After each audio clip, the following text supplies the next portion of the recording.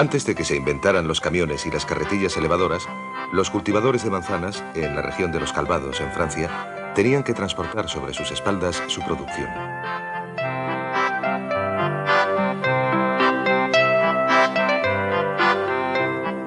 Todo comenzó con un carruaje sin caballos. Este es uno de los primeros camiones de todo el mundo. Construido en 1898, tenía un motor Daimler.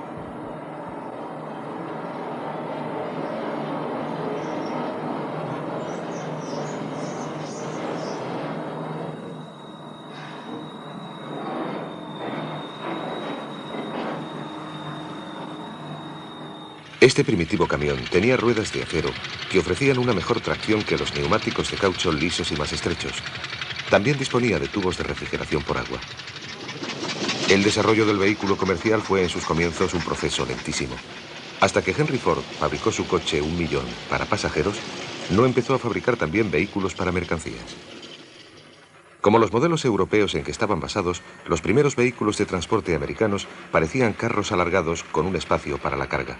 La versatilidad del nuevo vehículo fue especialmente apreciada por los jefes militares de Austria-Hungría. Las fuerzas armadas austrohúngaras carecían de barcos, así que los camiones eran ideales para el transporte masivo de hombres y material, especialmente en tiempo de guerra. La fabricación de camiones también experimentó en Alemania un aumento espectacular cuando los militares demostraron su interés por ellos. A mediados de los años 20, el motor económico que Rudolf Diesel había desarrollado en 1897 se convirtió en el dispositivo de propulsión normal para los camiones pesados. Los altos costes del combustible y la introducción de un impuesto por capacidad cúbica hicieron demasiado caros los grandes motores de petróleo para el uso comercial. Alrededor de 1930 se incrementó la fabricación de vehículos pesados de mercancías a pesar de la Gran Depresión Mundial. Sin la motorización del tráfico comercial, habría sido imposible el aprovisionamiento de los habitantes de las ciudades para satisfacer sus necesidades diarias. Los productos del campo se transportaban a los núcleos urbanos con camiones.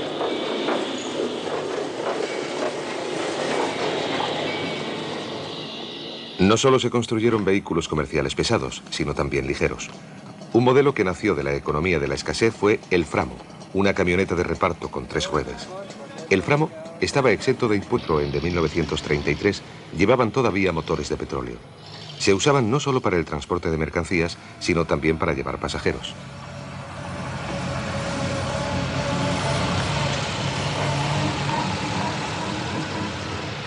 En América, los vehículos de transporte fabricados por Henry Ford habían evolucionado hacia un nuevo tipo de vehículo, la ranchera, ideal para una gran variedad de usos e indispensable para los granjeros. Se mantenían las dos categorías de vehículos comerciales. Aún después de la Segunda Guerra Mundial seguían fabricándose vehículos para cargas pesadas y ligeras. En los años 50, los vehículos de 3 ruedas reaparecieron. Presentado en 1950, el Bulli de Volkswagen fue un vehículo de transporte ligero que obtuvo una gran aceptación. Hubo un tiempo en que se solía ver a los camiones como muy lentos y perezosos, pero ya no es así, a partir del desarrollo del compresor. Los actuales mastodontes de diésel son auténticas centrales eléctricas. Los camiones son de todos los tamaños, desde el de 6 toneladas hasta el enorme de 38 toneladas con 16 velocidades y un motor de 500 caballos. Los vehículos que se usan en terrenos difíciles emplean la propulsión en todas sus ruedas. Este es uno de esos modelos semi-trailer con 3 ejes, un motor de 280 caballos, transmisión sincronizada de 6 velocidades y suspensión metálica.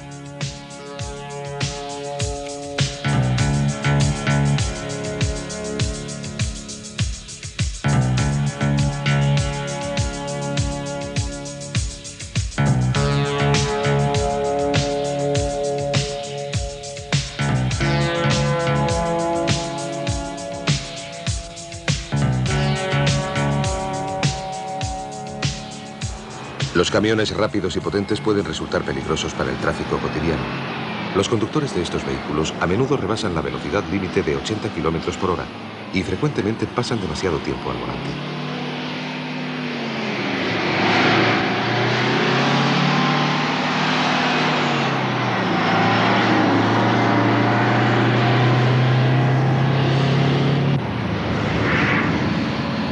Los camiones deben llevar un tacógrafo, un instrumento que registra el tiempo de conducción, la velocidad y las distancias. Pero los tacógrafos pueden manipularse.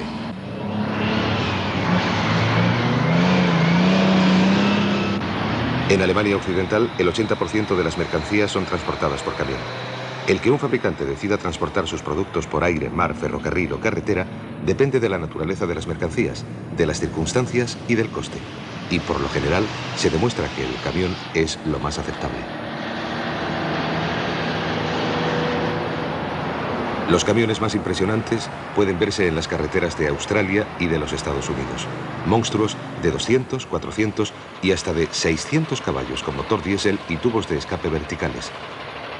Fue solo a través del intercambio de productos en remotas regiones a donde no puede llegar el ferrocarril, como América pudo desarrollarse hasta convertirse en un gigante de la economía, con un mercado interno de 200 millones de personas que gracias al comercio doméstico no dependía de las exportaciones.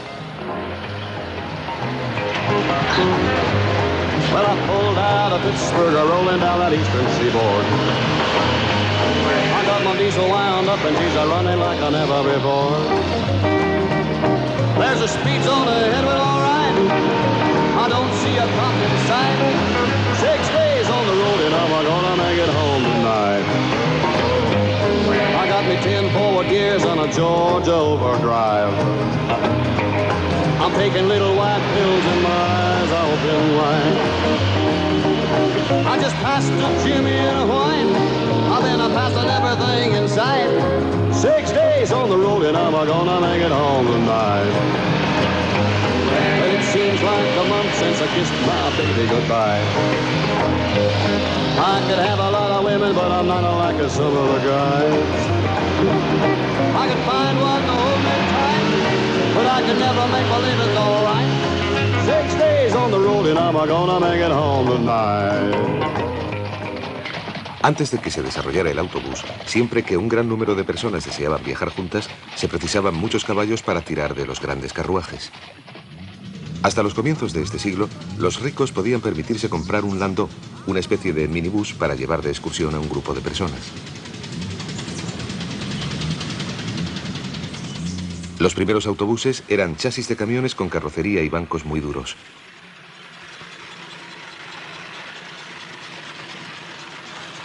El Michelin de 1929 también circulaba sobre raíles. A partir de 1910, los autobuses aparecieron en las ciudades y en el campo en un número constantemente creciente.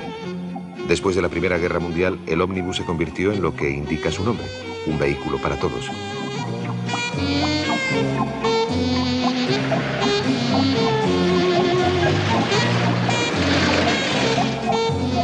Los autobuses, lo mismo que los camiones, llevaban motores diésel.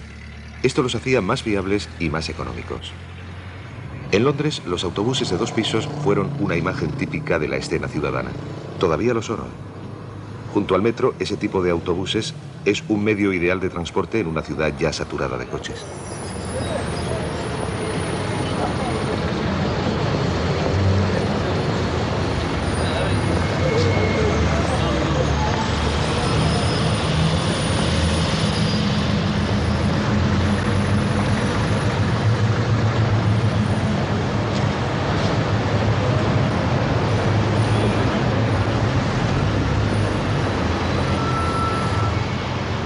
Los autobuses llegaron también a ser habituales en América, donde la gente concede mucha importancia a tener su propio coche y contribuyeron a facilitar el tráfico en las ciudades.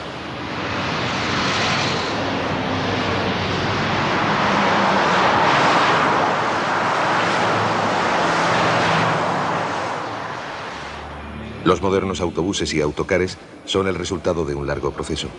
El camión de 5 caballos de fuerza, con una plataforma cubierta y bancos de madera, se ha convertido en un vehículo panorámico, con butacas para dormir, bar y lavabos. Lejanos están los días de cuando un pasajero de autobús era un pionero, tanto si lo deseaba como si no. Los primeros autobuses tenían ruedas de acero y cuando empezaban a patinar todo el mundo tenía que bajarse y empujar para conseguir que el vehículo se pusiera de nuevo en movimiento.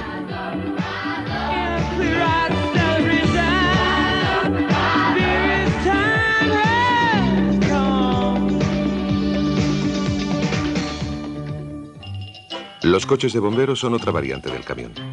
La Brigada Berlinesa de Bomberos jugó un importante papel en la lucha motorizada contra los incendios. Su director solicitó 6 vehículos con motor de petróleo en 1904. Su ejemplo fue seguido por las brigadas de bomberos de otras ciudades, donde hasta entonces no se habían atrevido a acercarse a un incendio con un tanque lleno de petróleo. Comprendieron que el motor de petróleo no solo era la fuente de energía para mover el vehículo, sino también para accionar las bombas. Hasta entonces, las primeras bombas de vapor tiradas por caballos tenían que ser previamente calentadas.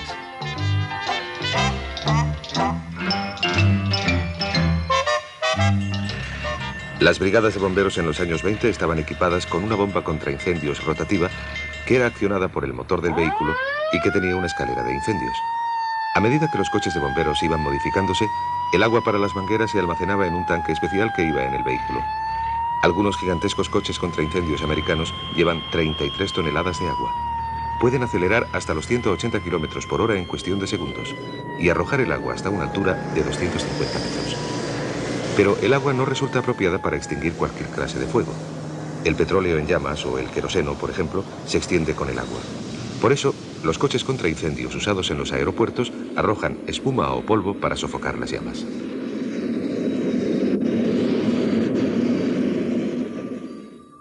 Hace 100 años, cuando el coche de motor estaba en la infancia, la mayor parte de la población vivía y trabajaba en el campo. En Alemania suponía un 76%.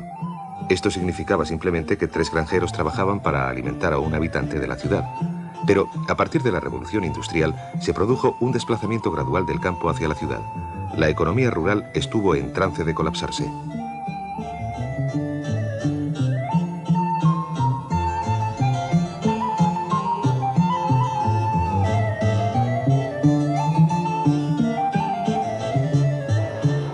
Los granjeros tenían ya cosechadoras combinadas. Lo que necesitaban ahora eran unos sistemas más eficientes que el caballo para propulsarlas. Henry Ford, una de las figuras más sobresalientes de la historia del coche de motor, desarrolló el tractor Fordson y al hacerlo estableció la mecanización de la agricultura. El Fordson era más barato que cualquier otro de sus rivales y alcanzaba una velocidad de 14 kilómetros por hora.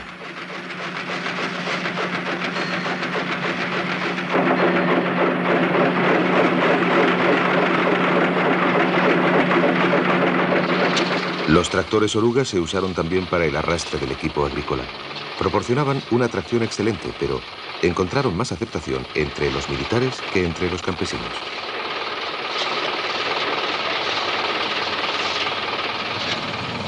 El Lance Bulldog fue la respuesta de Alemania a la invasión de los Fordson americanos. El Lance tenía un motor de aceite pesado, con una cubeta de calor. Necesitaba ser precalentado con un soplete y resultaba muy económico. En una emergencia podía andar con aceite de ensalada. El motor era robusto, aunque muy ruidoso. El arranque del Lance Bulldog era todo un problema. El volante hacía también de manivela de arranque. Había que tener mucho cuidado de no dejarse atrapar la mano o el pie por el volante cuando el motor por fin arrancaba.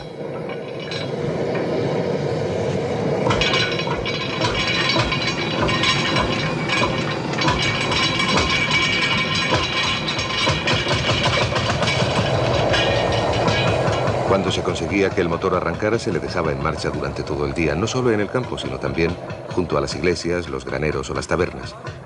Por consiguiente, el consumo del Lance Bulldog se expresaba en litros al día y no en litros por 100 kilómetros o en millas por galón.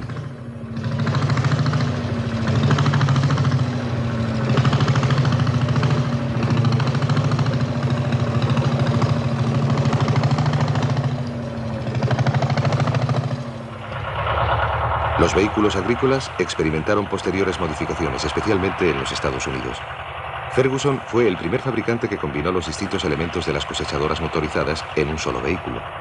En la actualidad se da por supuesto que todos los sistemas para fertilizar, sembrar, cosechar y arar se suministran junto con el tractor.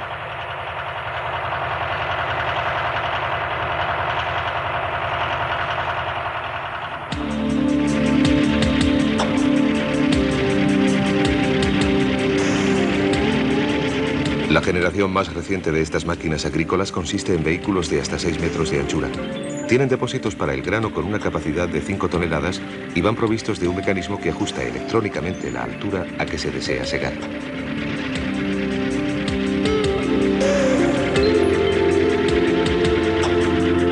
El conductor se sienta en una cabina con aire acondicionado o al aire libre.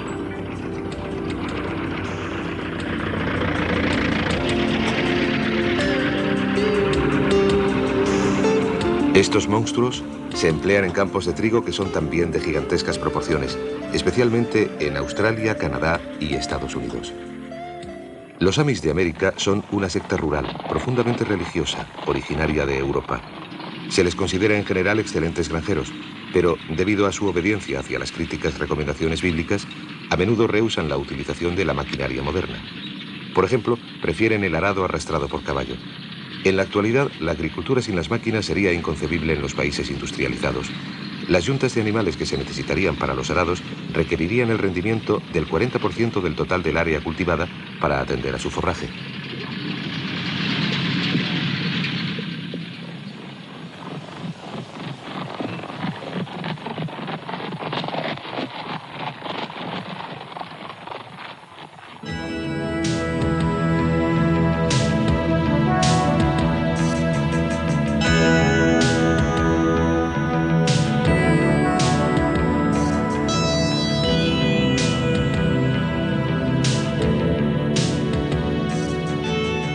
Además de los vehículos agrícolas, asumieron cada vez más gigantescas proporciones otras clases de vehículos utilitarios que se fabricaban para usos cada vez más especializados.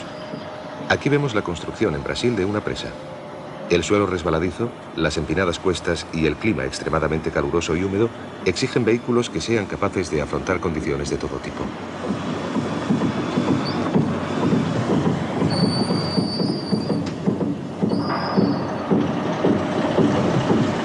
En terrenos difíciles como este, los conductores deben poder maniobrar con precisión y ver exactamente por dónde van. Los vehículos especiales para esta construcción van equipados de tal manera que se garantice su puesta en marcha en cualquier momento. Disponen de una distancia entre ejes muy flexible y de superficies de apoyo que les permiten tomar cargas muy pesadas.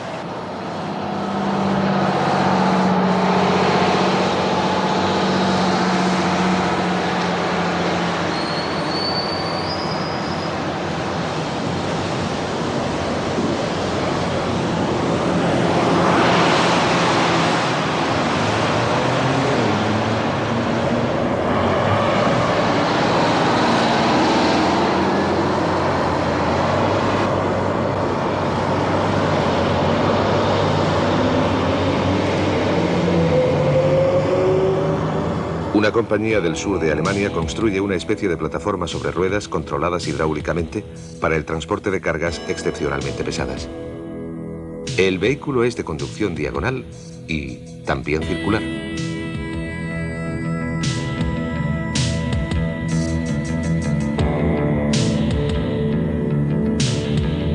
Las ruedas se adaptan a cualquier tipo de superficie. Los baches y los surcos son inmediatamente detectados y compensados.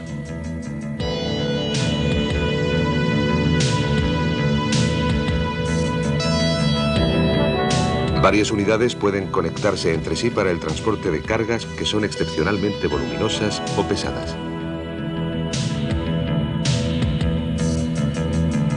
La zona destinada a la carga puede ajustarse hasta la altura más conveniente.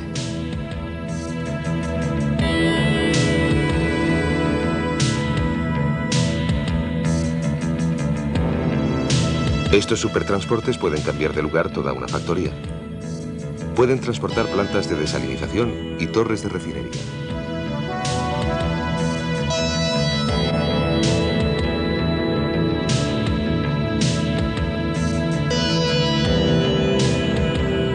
Otro vehículo gigantesco para servicios especializados. Esta excavadora de lignito se supone que es la más grande del mundo. Viaja sobre 6 unidades de chasis de cadena. Tiene 70 metros de altura y 200 metros de largo. 7.600 toneladas de acero se emplearon en su construcción. Propulsada por un motor de 1.632 caballos, este asombroso monstruo se abre camino hasta su siguiente base de operaciones a través de un terreno que ha sido acordonado y preparado especialmente. Hay muy buenas razones para construir un vehículo de este tamaño. Cuanto más grande es la pala de la excavadora, mayor es el volumen de lignito que puede extraer y, por consiguiente, es más productivo.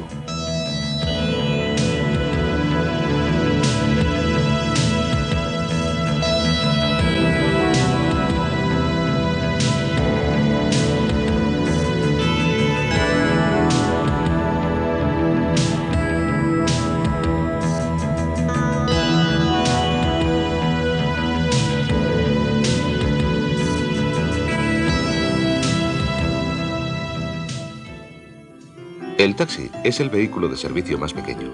Procede del coche de caballos. Con excepción de un acontecimiento espectacular, el desarrollo del taxi tuvo lugar sin hechos ruidosos ni llamativos.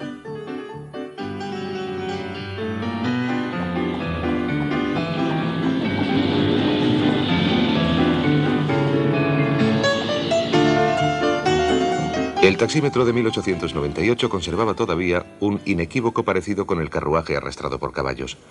A semejanza de otros vehículos motorizados de Gottlieb Daimler, tenía un motor de 2 cilindros y alcanzaba una velocidad de 25 km por hora. El acontecimiento espectacular a que antes nos hemos referido ocurrió en 1914, cuando 1000 taxis Renault se utilizaron para el transporte de 4000 soldados franceses hasta el frente. Berlín en los años 20.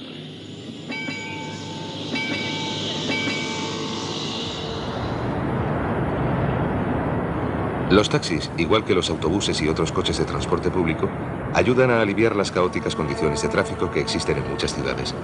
En Nueva York, donde los espacios destinados al aparcamiento son pocos y lejanos entre sí, la calle aparece dominada por los taxis amarillos, como allí se les conoce. Así es como se llama a un taxi en Nueva York.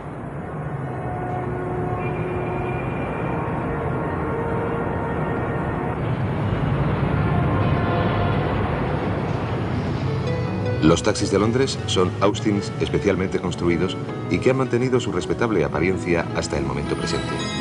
Siguen reflejando las ideas que influyeron en su diseño. La carrocería, por ejemplo, está elevada a fin de que la policía a caballo pueda identificar al conductor y a los pasajeros sin tener que desmontar.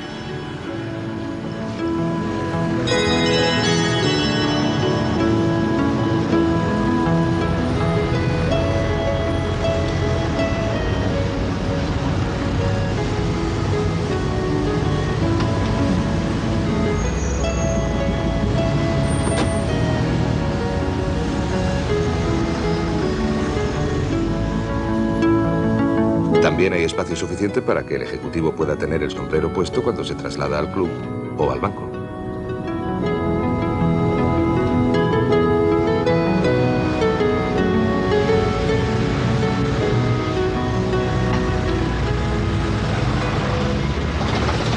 Ametralladoras montadas sobre ruedas y movida por un motor.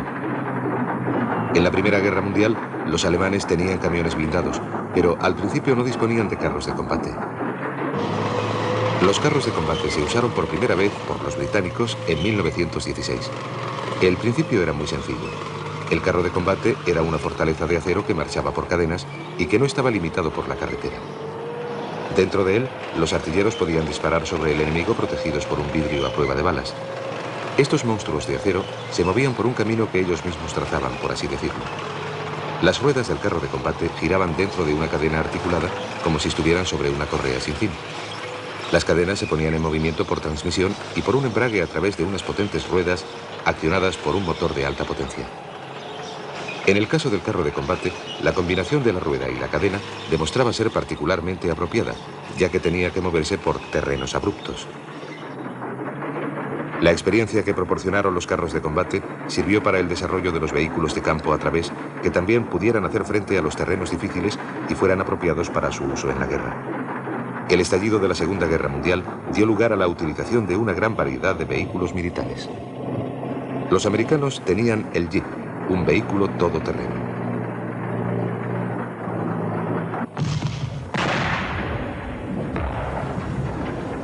Todos los países habían planeado y construido nuevos carros de combate, incluyendo a Alemania, que de acuerdo con el Tratado de Versalles tenía prohibida la fabricación de armamento. Los carros de combate alemanes eran disfrazados como vehículos agrícolas especiales o tractores de gran tamaño. La superioridad del blindado ruso T-34, que era bastante más sencillo que el alemán y que fue construido en grandes cantidades, demostró ser decisivo en las batallas del Frente Oriental.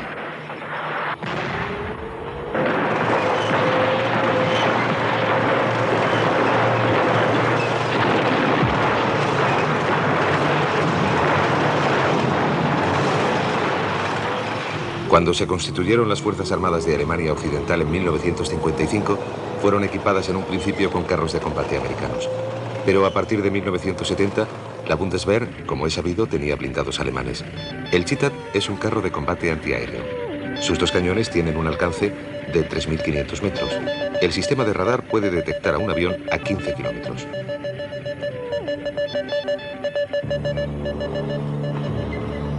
El tanque Leopard Mark II empezó a emplearse en 1980. Hoy se produce en serie, no solo para cubrir las necesidades propias, sino porque también constituye un importante artículo de exportación.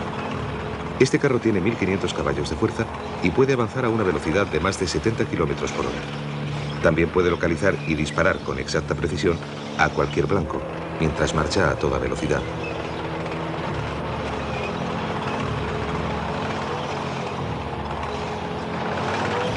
El Leopard Mark II cuesta 10 millones de marcos. Lleva un equipo electrónico tan altamente sofisticado que no puede ya ser atendido por su dotación. Constituye una enorme inversión para un vehículo que fue planeado por razones únicamente defensivas.